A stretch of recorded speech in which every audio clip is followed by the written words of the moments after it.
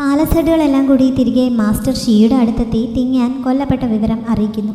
സിമാജിയാവോ തന്നെയാണ് അങ്ങനെ ചെയ്തതെന്ന് പറഞ്ഞിട്ട് ഷിക്ക് അത്രയ്ക്ക് അങ്ങോട്ട് വിശ്വാസം വരുന്നില്ല. ഈ സമയത്താണ് ചുഹുയി അങ്ങോട്ടേക്ക് വന്നിട്ട് തിങ്യാൻ കൊല്ലപ്പെട്ടു എന്നുള്ള വിവരം അറിയുന്നത്. അവളെങ്ങനെ ഇക്കാര്യം അറിഞ്ഞുവെന്ന് അവർക്ക് മനസ്സിലാവുന്നില്ല. അവളുടെ അമ്മ അതിനെപ്പറ്റി കൂടുതൽ ചോദിക്കുന്നുണ്ട്. അങ്ങനെയാണ് സിമാജിയാവോ തിങ്യാനെയും കൊണ്ട് വളരെ ദേഷ്യത്തോടെ ഫ്ലൈയിങ് പവലിയനിലേക്ക് എത്തിയതും തങ്ങളെല്ലാം അവിടുന്ന് പുറത്താക്കിയ ശേഷം അവളെ കൊന്നു കാണും എന്നുള്ള കാര്യവും ചുഹുയി പറയുന്നത്. അങ്ങനെ ഒരു തോന്നലുണ്ടാക്കുന്ന രീതിയിലായിരുന്നല്ലോ സിമാജിയാവോ ആ സമയത്ത് തിങ്യാനോട് പെരുമാറിയത്. ഇങ്ങനെ ഒരു തെറ്റിദ്ധാരണ ഉണ്ടാക്കുന്നതിന് വേണ്ടി മനഃപൂർവ്വമായിരുന്നു അങ്ങനെ അവൻ ചെയ്തത്. അതെന്തായാലും സക്സസ് ആയിരിക്കുന്നു. അങ്ങനെ അവൾ കൂടി വന്ന് പറഞ്ഞതോടെ ശരിക്കും തിങ്യാൻ കൊല്ലപ്പെട്ടത് തന്നെയാണ് എന്ന് പാലസെഡുകളെല്ലാം ഉറപ്പിക്കുന്നുണ്ട്. ശരിക്കും തിങ്യാൻ കൊല്ലപ്പെട്ടെങ്കിൽ അവളുടെ ലൈഫ് ലാമ്പ് അണയേണ്ടതാണല്ലോ. അതിനെപ്പറ്റി ആരോ സംശയം ചോദിച്ചപ്പോഴേക്കും അവളുടെ ലൈഫ് ലാമ്പ് അണഞ്ഞിരിക്കുന്നുവെന്ന് ഒരു ശിഷ്യൻ വന്ന് അറിയിക്കുന്നുണ്ട്. അതോടെ തിങ്യാൻ ശരിക്കും കൊല്ലപ്പെട്ടു എന്ന് എല്ലാവർക്കും പൂർണ്ണ വിശ്വാസമാവുന്നു. പക്ഷേ അവളുടെ സോളിനെ പോലും സമൺ ചെയ്യാൻ പറ്റാത്തത് ഷിയുടെ മനസ്സിൽ സംശയമുണ്ടാക്കുന്നുണ്ട്.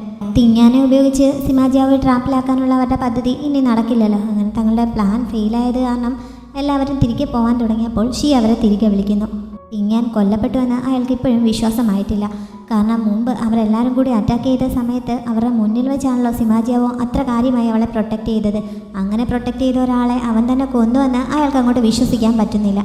ശരിക്കും അവൾ കൊല്ലപ്പെട്ടത് തന്നെയാണോ അതോ സിമാജിയാവോ അവളെ എവിടെയെങ്കിലും ഒളിപ്പിച്ചിട്ടുണ്ടോ എന്നൊക്കെ അറിയുന്നതിന് വേണ്ടി നേരിട്ട് സിമാജിയാവോയുടെ കൊട്ടാരത്തിൽ പോയി ഒരു സ്പൈ വർക്ക് നടത്താൻ അയാൾ തീരുമാനിക്കുന്നു.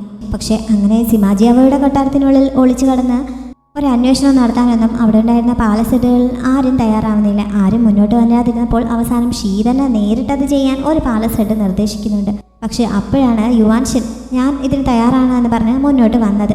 ഇവിടെ നടന്ന കാര്യങ്ങളൊക്കെ സിമാജിയാവോയുടെ അടുത്ത് റിപ്പോർട്ട് ചെയ്യാനുള്ള ഒരു ചാൻസും കൂടിയാണല്ലോ ഇതെന്ന് കരുതിയാണ് അദ്ദേഹം ഇതിന് തയ്യാറായത്. ഷിയും സന്തോഷത്തോടെ അത് സമ്മതിക്കുന്നു. അങ്ങനെ യുവാൻഷൻ അതിനായി പോവാൻ തുടങ്ങിയപ്പോഴാണ് ഷി അദ്ദേഹത്തെ പുറകിൽ നിന്ന് വിളിച്ചിട്ട് സഹായത്തിനായി വേറെ കുറച്ച് ശിഷ്യന്മാരെ കൂടെ അയക്കാമെന്ന് പറഞ്ഞത്. അതോടെ സിമാജിയാവോയെ കണ്ട് സംസാരിക്കാമെന്നുള്ള യുവാൻഷൻ്റെ പ്ലാൻ പൊളിയുന്നുണ്ട്. എന്നാലും അയാൾ ആ ദൗത്യം ഏറ്റെടുക്കുന്നു. ഫ്ലൈയിങ് പവലിയനിൽ കിടന്ന് ഉറക്കമായ തിങ്യാനെ സിമാജിയാവോ ഈ സമയം അവൻ്റെ കൊട്ടാരത്തിലേക്ക് തിരികെ കൊണ്ടുവരുന്നുണ്ട്. അവളെ അവിടെ കൊണ്ട് കിടത്തിയ ശേഷം അവളുടെ അടുത്തിരുന്ന് അവളെ ആദ്യം കണ്ടപ്പോൾ മുതൽ ഉള്ള പ്രധാനപ്പെട്ട കാര്യങ്ങളൊക്കെ അവൻ ഓർക്കാൻ തുടങ്ങുന്നു. ഈ സമയത്താണ് ഷിയുടെ നേതൃത്വത്തിൽ യുവാൻഷനും വേറെ കുറേ ശിഷ്യന്മാരും കൂടി അങ്ങോട്ടേക്ക് അതിക്രമിച്ച് കയറി വന്നത്.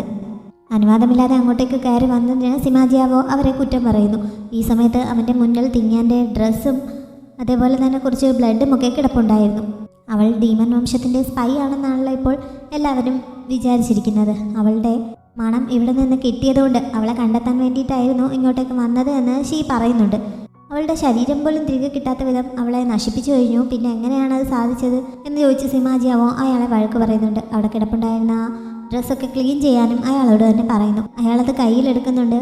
ആ ഡ്രസ്സിലല്ലാതെ ആ മുറിയിൽ മറ്റൊരിടത്തും തിങ്യാൻ്റെ സ്മെല്ലൊന്നും ഇല്ല എന്ന് അയാൾക്ക് മനസ്സിലാവുന്നുണ്ട്. അതുകൊണ്ട് ശരിക്കും അവൾ മരിച്ചു കാണും എന്ന് തന്നെ അവസാനം അയാൾ വിശ്വസിക്കുന്നു. ഇനി ഇതുപോലെ ഇങ്ങനെ ഇടിച്ചു കയറി ഇങ്ങോട്ടേക്ക് വന്നാൽ അയാളെ സെക് ലീഡറുടെ സ്ഥാനത്ത് നിന്ന് മാറ്റും എന്നൊരു വാണിംഗ് കൂടി സിമാജിയാവോ അയാൾക്ക് നൽകുന്നുണ്ട്. അത് സമ്മതിച്ച് അയാൾ ബാക്കിയുള്ളവരെയും കൂട്ടി അവിടെ നിന്ന് തിരികെ പോകുന്നു. ഷിയോടൊപ്പം ആയിരുന്നതിനാൽ യുവാൻഷനും സിമാജിയാവോയോടൊന്നും സംസാരിക്കാൻ പറ്റുന്നില്ല. അവനെ ഒന്ന് നോക്കിയ ശേഷം അദ്ദേഹവും അവർക്ക് പിന്നാലെ പോകുന്നുണ്ട്. എല്ലാവരും പോയ ശേഷമാണ് തിങ്ങാനിരുന്നിരുന്ന ഭാഗത്തേക്ക് അവൻ നോക്കുന്നത്. അവിടെ അവൾക്ക് പകരം ഒരു നീർനായ കിടന്നുറങ്ങുന്നുണ്ടായിരുന്നു. അതിനെ നോക്കി അവൻ പുഞ്ചിരിക്കുന്നുണ്ട്. സാങ്ലാൻ തിരികെ കൊട്ടാരത്തിലെത്തുമ്പോഴും റൂലിംഗ് നല്ല ഉറക്കത്തിലായിരുന്നു. സാങ്ലാൻ തന്നെ എന്തോ മാജിക്ക് പ്രയോഗിച്ചപ്പോൾ റൂലിംഗ് ഉണരുന്നു. തന്നെ ഇങ്ങനെ മയക്കി കിടത്തിയതിന് റൂലിംഗ് അവളെ കുറ്റപ്പെടുത്തുന്നുണ്ടെങ്കിലും സാങ്ലാൻ അപ്പോഴേക്കും കരഞ്ഞു തുടങ്ങിയിരുന്നതിനാൽ എന്താണ് കാര്യമെന്ന് റൂലിംഗ് അടുത്തേന്ന് അന്വേഷിക്കുന്നു. തിങ്യാനെ സിമാജിയാവോ കൊന്ന വിവരം സാങ്ലാൻ അറിയിക്കുന്നുണ്ട്. തിങ്യാൻ മരിച്ചതിലല്ല സാങ്ലാന് വിഷമം, ആ ബാരിയർ തകർക്കാനുള്ള അവളുടെ അവസാനത്തെ പ്രതീക്ഷയും ഇല്ലാതായിരിക്കുന്നു. അതാണ് അവളെ വിഷമിപ്പിച്ചിരിക്കുന്നത്. ഇവിടേക്ക് പിടിച്ചുകൊണ്ട് വന്ന് തടവിലാക്കിയിരിക്കുന്ന ഡീമൻസിനെ എല്ലാം എങ്ങനെയെങ്കിലും സ്വതന്ത്രരാക്കി തിരികെ തങ്ങളുടെ സ്ഥലത്തേക്ക് തന്നെ എത്തിക്കണമെന്നുള്ളത് അവളുടെ അമ്മയുടെ അവസാന ആഗ്രഹമായിരുന്നു. ഇനിയിപ്പോൾ അത് നടക്കാൻ ഒരു വഴിയുമില്ലല്ലോ. സിമാജിയാവോ മരിക്കാതെ ബാരിയർ തകർക്കാൻ കഴിയില്ലല്ലോ എന്നൊക്കെ പറഞ്ഞുകൊണ്ടാണ് സാങ്ലാൻ കരയുന്നത്. പക്ഷെ തിങ്യാൻ സിമാജിയാവോയുടെ കൈകൊണ്ട് കൊല്ലപ്പെട്ടു എന്നത് റൂലിങ്ങിന് അത്ര വിശ്വാസം വരുന്നില്ല. ഇനിയിപ്പോൾ ആകെയുള്ള ഒരു വഴിയായി സിമാജിയാവോയെ കൊല്ലാനുള്ള പ്ലാനിങ് നടത്തിയാലോ എന്ന് സാങ്ലാൻ ചോദിച്ചത്. പക്ഷേ അങ്ങനെ ചെയ്യുന്നത് ഈ കൊട്ടാരത്തിലുള്ളവരെ മുഴുവനായി അപകടത്തിലാക്കാൻ സാധ്യതയുണ്ട് എന്ന് പറഞ്ഞ് റൂലിംഗ് അതിനെ എതിർക്കുന്നു. ഈ കൊട്ടാരത്തിലുള്ളവരെ പ്രൊട്ടക്റ്റ് ചെയ്യണമെന്നുള്ള ആഗ്രഹമൊക്കെ അവൾക്ക് എന്നാണ് വന്നു തുടങ്ങിയത്, എന്ന് മുതലാണ് അവൾ അവരെ ഇഷ്ടപ്പെട്ടു തുടങ്ങിയത് എന്നൊക്കെ ചോദിച്ച് സാങ്ലാൻ അവളെ കുറ്റപ്പെടുത്തുന്നുണ്ട്. റൂളിങ്ങിനെ അത് ദേഷ്യം പിടിപ്പിക്കുന്നു. അങ്ങനെ അവൾ സാങ്ലാനെ വഴക്ക് പറഞ്ഞുകൊണ്ട് നിൽക്കുമ്പോഴാണ് സ്നേക്ക് അവളെ കാണാൻ വന്നിട്ടുണ്ട് എന്ന് ഒരാൾ വന്ന് അറിയിച്ചത്. പക്ഷേ എനിക്കവരെ കാണാൻ താല്പര്യമില്ല എന്ന് പറഞ്ഞ് റൂളിങ് ഒഴിഞ്ഞു മാറുന്നു. അപ്പോഴും സാങ്ലാൻ അതിൽ ഇടപെടുന്നുണ്ട്. റൂളിങ് അവനെ കാണും, അതുവരെ വെയിറ്റ് ചെയ്യാൻ അവൾ ആ ജോലിക്കാരിയോട് പറഞ്ഞയക്കുന്നു. അങ്ങനെ സാങ്ലാൻ ആവശ്യപ്പെടുന്നതനുസരിച്ച് റൂളിങ്ങിന് സ്നേക്കിൻ്റെ അടുത്തേക്ക് ചെല്ലേണ്ടി വരുന്നു. അവിടെ ഉണ്ടായിരുന്ന ജോലിക്കാരെയൊക്കെ പറഞ്ഞയച്ചിട്ട് തിങ്ങാൻ എന്താണ് സംഭവിച്ചതെന്ന് അവൾ സ്നേക്കിനോട് അന്വേഷിക്കുന്നുണ്ട്. തിങ്ങാൻ മരിച്ചുവെന്ന് ഞാൻ വിശ്വസിക്കുന്നില്ല. ഗ്രാൻഡ് മാസ്റ്റർ അവളെ പ്രൊട്ടക്റ്റ് ചെയ്തിരിക്കുകയാണ് എന്നാണ് എനിക്ക് തോന്നുന്നത്. എനിക്കും എൻ്റെ സത്യാവസ്ഥ അറിയില്ല എന്നൊക്കെ സ്നേക്ക് അവളെ അറിയിക്കുന്നു. തിങ്ങാൻ സേഫായിരിക്കും എന്ന് അറിഞ്ഞു കഴിഞ്ഞപ്പോൾ റൂളിങ്ങിന് ആശ്വാസമാവുന്നു. അത് കഴിഞ്ഞപ്പോഴാണ് അവനിങ്ങനെ ഇടയ്ക്കിടെ ഇങ്ങോട്ടേക്ക് കാണാൻ വരുന്നത് ശരിയല്ല, ആളുകൾ അപവാദം പറയാൻ സാധ്യതയുണ്ട് എന്ന് അവൾ പറഞ്ഞത്. അതിനൊരു സൊല്യൂഷൻ സ്നേക്ക് തന്നെ പറയുന്നുണ്ട്. തന്നെ അവളുടെ ശിഷ്യനായി സ്വീകരിക്കണമെന്ന് അവൻ അവളുടെ മുന്നിലിരുന്ന് റിക്വസ്റ്റ് ചെയ്യുന്നു. അങ്ങനെയാകുമ്പോൾ ആളുകൾ അപവാദം പറയില്ലല്ലോ. പക്ഷേ അവന് വേറൊരു മാസ്റ്റർ ഉണ്ടല്ലോ, അതുകൊണ്ട് എനിക്ക് പ്രത്യേകിച്ചൊന്നും പഠിപ്പിക്കാനില്ല എന്ന് പറഞ്ഞ റൂളിങ് ആദ്യം ഒഴിഞ്ഞു മാറുന്നുണ്ട്. അപ്പോഴാണ് ഒരു മനുഷ്യനായി മാറിയതല്ലേ ഉള്ളൂ, എങ്ങനെയാണ് മനുഷ്യരെ പോലെ പെരുമാറേണ്ടതെന്നൊന്നും എനിക്കറിയില്ല, അങ്ങനെയുള്ള കാര്യങ്ങൾ എനിക്ക് പഠിപ്പിച്ച് തന്നാൽ മതി എന്ന് സ്നേക്ക് പറഞ്ഞത്. ആദ്യമൊക്കെ ഒഴിഞ്ഞു മാറുന്നുണ്ടെങ്കിലും അവൻ്റെ നിർബന്ധത്തിന് വഴങ്ങി അവസാനം റൂളിങ് അതിന് സമ്മതിക്കുന്നു. മറ്റൊരു ലക്ഷ്യം കൂടി അവൾക്കുണ്ടായിരുന്നു. അതായത് അവളുടെ ശിഷ്യനായി കാര്യങ്ങളൊക്കെ കുറെ കൂടി നന്നായി പഠിക്കുകയാണെങ്കിൽ തൻ്റെ കഴിവ് കുറെ കൂടി മെച്ചമാവുമല്ലോ. ആ സമയത്ത് അവൾ ആഗ്രഹിക്കുന്ന കാര്യങ്ങൾ എന്താണെങ്കിലും അത് നേടിയെടുക്കാൻ നല്ല സപ്പോർട്ടായി അവളുടെ കൂടെ നിൽക്കാൻ തയ്യാറാണ് എന്ന് സ്നേക്ക് പറഞ്ഞിരുന്നു. അങ്ങനെ അവനെ മുതലെടുക്കാൻ പറ്റും എന്ന് പറഞ്ഞു തന്നെയാണ് സാങ്ലാൻ സ്നേക്കുമായി മീറ്റ് ചെയ്യാൻ നേരത്തെ അവളെ നിർബന്ധിച്ച് ഇങ്ങോട്ടേക്ക് അയച്ചത്. അതുകൊണ്ട് ഭാവിയിൽ അവനെ കൊണ്ട് തൻ്റെ ലക്ഷ്യം നേടാൻ എന്തെങ്കിലും പ്രയോജനമുണ്ടായേക്കും എന്നൊരു ചിന്തയോടെയാണ് അവളിപ്പോൾ അവനെ ശിഷ്യനായി സ്വീകരിക്കാൻ സമ്മതിച്ചത്. അതിനുശേഷം താൻ എന്താണ് ഭാവിയിൽ ചെയ്യാൻ ആഗ്രഹിക്കുന്നത് എന്നുള്ള കാര്യം അവനെ മനസ്സിലാക്കി കൊടുക്കുന്നതിന് വേണ്ടിയിട്ട് അവൾ അവനെ അവിടെയുള്ള ഒരു സ്ഥലത്തേക്ക് കൂട്ടിക്കൊണ്ടു പോകുന്നു. അവളുടെ വംശക്കാരായ ആ ഡീമൺസ് തടവിലായിരിക്കുന്ന ആ സ്ഥലത്തേക്കാണ് അവനെ കൊണ്ടുപോയത്. അവർ അടിമകളായിട്ട് അവിടെ പണിയെടുക്കുകയാണല്ലോ. അത് കണ്ടിട്ട് സ്നേക്കിന് തന്നെ സഹതാപം തോന്നുന്നുണ്ട്. ഇതേ സ്ഥലത്ത് തന്നെയാണ് ഞാനും വളർന്നത്, അതുകൊണ്ട് ഇവരെ ഇവിടെ നിന്ന് രക്ഷപ്പെടുത്തി ഡീമൺസിൻ്റെ അടുത്തേക്ക് അയക്കണം എന്നതാണ് എൻ്റെ ഏറ്റവും വലിയ ആഗ്രഹം. ഇന്നത്തോടെ ഇവരുടെ ഇവിടുത്തെ തടവ് ജീവിതം അവസാനിക്കും. എന്നാലും അവരെ തിരികെ അവരുടെ സ്വന്തം സ്ഥലത്തേക്ക് അയക്കാൻ എനിക്കിപ്പോൾ ശേഷിയില്ല, എന്തെങ്കിലും അതിന് സാധിക്കും എന്നാണ് എൻ്റെ പ്രതീക്ഷ എന്നൊക്കെ അവൾ അവനോട് പറയുന്നുണ്ട്. അവൾ അവിടെയാണ് വളർന്നത് എന്നറിഞ്ഞപ്പോൾ സ്നേക്കിന് ഇതുവരെ അവളോടുണ്ടായിരുന്ന ഇഷ്ടം കുറേ കൂടി കൂടുന്നുണ്ട്. കുട്ടിക്കാലത്ത് അവൾ ഒരുപാട് കഷ്ടതകൾ അനുഭവിച്ചു കാണുമല്ലോ എന്ന് അവൻ സഹതാപത്തോടെ പറയുന്നു. മാത്രമല്ല അവളുടെ ഈ ലക്ഷ്യം നേടിയെടുക്കാൻ തന്നെ കൊണ്ട് കഴിയുന്ന സപ്പോർട്ട് ചെയ്യാനും തയ്യാറാണ് എന്ന് അവൻ പറയുന്നു. സാങ്ലാനും കുറച്ചപ്പുറത്ത് നിന്നായി ഇതൊക്കെ കേൾക്കുന്നുണ്ടായിരുന്നു. മറ്റുള്ളവരെ കഷ്ടപ്പാട് കണ്ടപ്പോൾ സഹായിക്കണമെന്നുള്ള ഒരു മനസ്ഥിതി അവനിപ്പോൾ തന്നെ ഉണ്ടല്ലോ. അതുകൊണ്ട് തന്നെ മറ്റുള്ള മനുഷ്യരെക്കാൾ മനുഷ്യത്വം അവനുണ്ട്. മനുഷ്യനാവാൻ അവൻ കൂടുതലൊന്നും പഠിക്കേണ്ട കാര്യമില്ല എന്ന് റൂളിങ് പറയുന്നു. എന്തായാലും അവനെ ശിഷ്യനായി സ്വീകരിക്കാൻ അവൾ തയ്യാറായിരിക്കുകയാണല്ലോ. അതുകൊണ്ട് അവൾ തന്നെ അവനൊരു പേര് നൽകാൻ തയ്യാറാവുന്നു. അവൻ മനുഷ്യരൂപം സ്വീകരിച്ച ദിവസവും സമയവും ഒക്കെ കണക്കിലെടുത്ത് അവൾ ഹേനിഞ്ചു എന്ന പേരാണ് അവന് നൽകിയത്. അവന് ആ പേര് നല്ല ഇഷ്ടമാവുന്നുണ്ട്. അങ്ങനെ അവൻ സന്തോഷിച്ചു നിൽക്കുന്ന ആ സമയത്താണ് അവൻ അറിയാതെ റൂളിങ് എന്തോ ഒരു കാര്യം ചെയ്തത്. അവൾ സ്പൈ പോലെ എന്തോ ഒരു സംഭവം അവൻ്റെ ഡ്രസ്സിനുള്ളിലേക്ക് കയറ്റി വിടുന്നുണ്ട്. അതെന്തിനാണെന്ന് ഇപ്പോൾ പറയുന്നില്ല. ഉറക്കമൊക്കെ കഴിഞ്ഞ് അടുത്ത ദിവസം രാവിലെ ഉണർന്നപ്പോൾ തിങ്ങിയാൻ എന്തോ പന്തികേട് തോന്നുന്നുണ്ട്. അടുത്തിരിപ്പുണ്ടായിരുന്ന സിമാജിയാവോയെ വളരെ വലിയൊരു മനുഷ്യനായിട്ടാണ് അവൾക്ക് ഫീൽ ചെയ്തത്. അവൻ വാത്സല്യത്തോടെ അവളുടെ തലയിൽ തലോടിയപ്പോഴും അവൾക്ക് എന്തോ പന്തികേട് തോന്നുന്നു. അങ്ങനെ ഓടിപ്പോയി കണ്ണാടിയിൽ നോക്കിയപ്പോഴാണ് താൻ നീർനായയുടെ രൂപത്തിലേക്ക് മാറിയിരിക്കുന്നുവെന്ന് അവൾക്ക് മനസ്സിലാവുന്നത്. എന്തിനാണ് എൻ്റെ രൂപം ഇങ്ങനെ മാറ്റിയതെന്ന് ചോദിച്ച് അവൾ അവനോട് വഴക്കുണ്ടാക്കുന്നു. അവൾ സംസാരിക്കുന്നതൊക്കെ അവന് മനസ്സിലാവുന്നുണ്ട്. നിന്നെ ഈ രൂപത്തിലാക്കിയത് ഞാനല്ല, നീ തന്നെയാണ് സ്വയം ഈ രൂപത്തിലേക്ക് മാറിയത്. രൂപം മാറാനുള്ള മരുന്ന് ഞാൻ നിനക്ക് നൽകിയെന്നേ ഉള്ളൂ. നിന്റെ മനസ്സിൽ ഏത് രൂപത്തിലാവാനാണോ നീ ആഗ്രഹിച്ചത് ആ രൂപത്തിലേക്കാണ് നീ മാറിയത്. അതിൽ എനിക്ക് യാതൊരു പങ്കുമില്ല എന്ന് അവൻ പറയുന്നു. മോഡേൺ വേൾഡിലായിരുന്ന സമയത്ത് ഫോണിൽ നീർനായയുടെ വീഡിയോ കണ്ടപ്പോൾ അത് വളരെ ക്യൂട്ടായി തോന്നിയതും അതിനെ പെറ്റായി വളർത്തിയാൽ കൊള്ളാമെന്ന് ആഗ്രഹം തോന്നിയതുമൊക്കെ അവൾക്ക് അപ്പോൾ ഓർമ്മ വരുന്നു. അതുകൊണ്ടായിരിക്കണം താൻ ഈ രൂപത്തിലേക്ക് മാറിയെന്ന് അവൾ ഊഹിക്കുന്നുണ്ട്.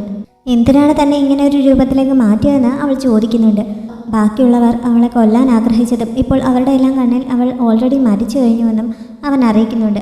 ആരും തന്നെ ഉപദ്രവിക്കാതിരിക്കുന്നതിന് വേണ്ടിയിട്ടാണ് അവൻ ഇങ്ങനെ ഒരു കാര്യം ചെയ്തതെന്ന് അറിഞ്ഞപ്പോൾ അവളുടെ ദേഷ്യമൊക്കെ മാറി തൽക്കാലം ആ രൂപത്തിൽ തന്നെ തുടരാൻ അവൾ തീരുമാനിക്കുന്നു. ആ മരുന്നിൻ്റെ എഫക്റ്റ് കാരണം അടുത്ത 3 മാസത്തേക്ക് അവൾ ഇതേ രൂപത്തിലായിരിക്കും.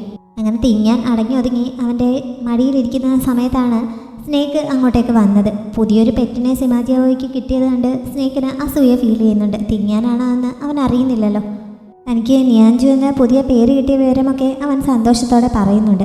അതിനുശേഷം തിങ്ങിയാനെ പറ്റി വീണ്ടും ചോദിക്കുന്നു. പക്ഷേ അതിന് മറുപടി നൽകാതെ നിന്നോട് അന്വേഷിക്കാൻ പറഞ്ഞ കാര്യം എന്തായി? ഉടനെ തന്നെ അതിനെക്കുറിച്ച് കണ്ടെത്തിയില്ലെങ്കിൽ നിന്നെ ഞാൻ കൊല്ലും എന്ന് സിമാജിയാവോയെ കുറച്ച് ദേഷ്യത്തോടെ പറയുന്നുണ്ട്. ആൻഷിയെ പറ്റി അന്വേഷിക്കാനായിരുന്നു അവൻ സ്നേക്കിനെ ഏൽപ്പിച്ചിരുന്നത്. റൂളിങ്ങിനോട് അവൻ അതിനെപ്പറ്റി അന്വേഷിച്ചിരുന്നു. ആൻഷിയെ ഇതുവരെ കൊല്ലപ്പെട്ടിട്ടില്ല, പക്ഷേ കുറച്ച് ദിവസങ്ങളായി അവളെ ആരും കാണുന്നില്ല, എവിടെയോ മാറി നിൽക്കുകയായിരിക്കണം. അവളുടെ ലൈഫ് ലാമ്പ് ഇപ്പോഴും ഉള്ളതുകൊണ്ട് അവളിപ്പോഴും ജീവനോടെ ഉണ്ട് എന്ന് തന്നെ കരുതണം എന്നൊക്കെ സ്നേക്ക് അവനെ അറിയിക്കുന്നു. ആൻഷിയെ ഉപയോഗിച്ചിരുന്ന കുറച്ച് സാധനങ്ങളും അവൻ കൊണ്ടുവന്നിരുന്നു. അത് ചെക്ക് ചെയ്തപ്പോൾ ഷിയുടെ മകൻ ഷെൻഷു ആ സാധനങ്ങളിലൊക്കെ തൊട്ടിട്ടുണ്ട് എന്ന് സിമാജിയാവോയ്ക്ക് മനസ്സിലാവുന്നു. അങ്ങനെ ആൻഷിയെയും ഷെൻഷുവും തമ്മിൽ റിലേഷൻഷിപ്പിലായിരിക്കും എന്ന് അവൻ ഗസ് ചെയ്യുന്നുണ്ട്. അവൻ കുറച്ച് സ്പിരിച്വൽ പവർ സ്നേക്കിന് നൽകിയിട്ട് അത് ആൻഷിയുടെ ലൈഫ് ലാമ്പിൽ ഇഞ്ചെക്ട് ചെയ്ത് വെക്കാൻ പറയുന്നുണ്ട്. അവൾക്ക് എന്തെങ്കിലും അപകടം സംഭവിക്കുകയാണെങ്കിൽ മുൻകൂട്ടി അറിയുന്നതിന് വേണ്ടിയിട്ടായിരുന്നു അങ്ങനെ ചെയ്യാൻ അവൻ പറഞ്ഞത്. അത് മാത്രമല്ല, തങ്ങൾ അവളെ അന്വേഷിക്കുകയാണ് എന്നുള്ള വിവരം എല്ലായിടത്തും സ്പ്രെഡ് ചെയ്യാനും അവൻ നിർദ്ദേശിക്കുന്നുണ്ട്. ടെക് ലീഡർ ഷീ രഹസ്യമായിട്ട് പുതിയൊരു സ്പിരിറ്റ് ഫയർ ഉണ്ടാക്കാനുള്ള ശ്രമങ്ങളൊക്കെ നടത്തുന്നുണ്ടായിരുന്നു.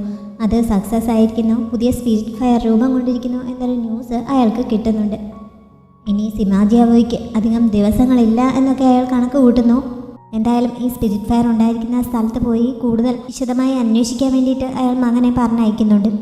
ആൻഷിയുടെ അടുത്ത് നിന്ന് യാത്ര പറഞ്ഞിട്ടാണ് അവൻ പോയത്. പക്ഷേ അവൻ പോയതിന് തൊട്ട് പിന്നാലെ തന്നെ ഷീ അവിടെ എത്തുന്നുണ്ട്.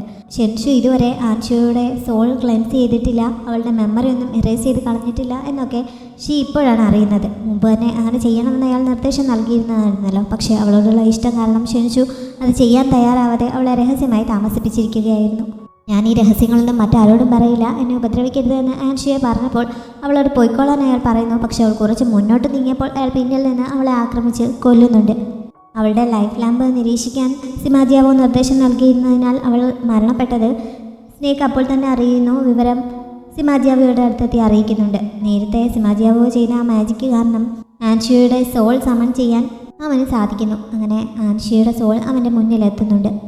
താൻ മരിച്ചുവെന്ന് അവളിപ്പോഴാണ് അറിയുന്നത്. തൻ്റെ മരണത്തിന് കാരണമായ ഷീക്കെതിരായി സിമാജിയാവോ ആവശ്യപ്പെട്ടപ്പോൾ അവൻ അറിയേണ്ട കാര്യങ്ങളൊക്കെ അവൾ പറഞ്ഞു കൊടുക്കുന്നു. പക്ഷേ ഷിയുടെ പ്ലാനിനെ പറ്റിയൊന്നും അവൾക്ക് അറിയാമായിരുന്നില്ല.